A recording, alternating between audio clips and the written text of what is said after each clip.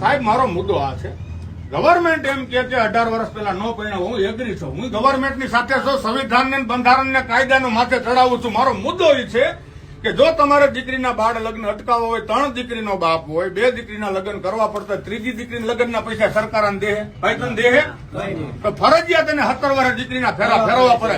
સાહેબ ગામડામાં રહીશું, ગામડાની અંદર એક ભાઈ, તમને બધાને માફ કરજો સાહેબ, અમારા સિસ્ટમ હોય છે કે દીકરી અમુક ઉંમરે જાય ને, અમુક ચિંતા હોય સાહેબ, દીકરીના હાથમાં બાપની સાહેબ ઇજ્જત હોય, જરા કઈ આડાવરું થાય તો જિંદગીમાં દીકરીને બાપને સાહેબ મરવા જેવું ગામડાની અંદર પરિસ્થિતિ થતી હોય છે.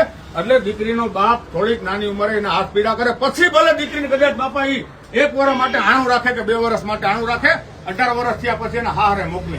સરકારે પેલા એ વિચારવું જોઈએ, કાયદો બનાવતા પેલા સાહેબ, કે આ ભાઈને પેલા સક્ષમ કરો.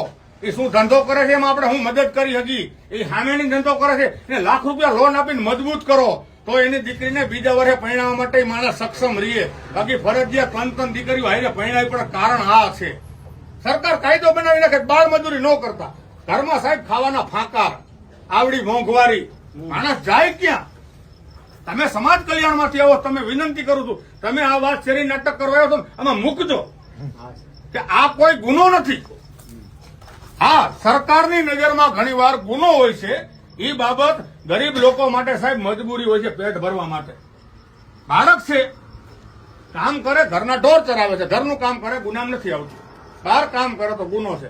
તો સાહેબ કોઈના મા બાપને વિચાર હોય, પોતાનું એને બાળકને બીમારી કામે મોકલે, રમવાની ઉંમરે કામે મોકલે, બાપનો માનો બેનો જીવ બળતો હોય, પણ સાહેબ 5 દીકરીઓ પેટ પડી હોય, ઝૂંપડામાં રહેતો હોય ને, એને ખાવાને ફાંકા હોય, સાહેબ ફરજિયાત કંઈક કરવું પડે. સમાજ કલ્યાણ વિભાગ પત્ર રવાના કરો, સીએમ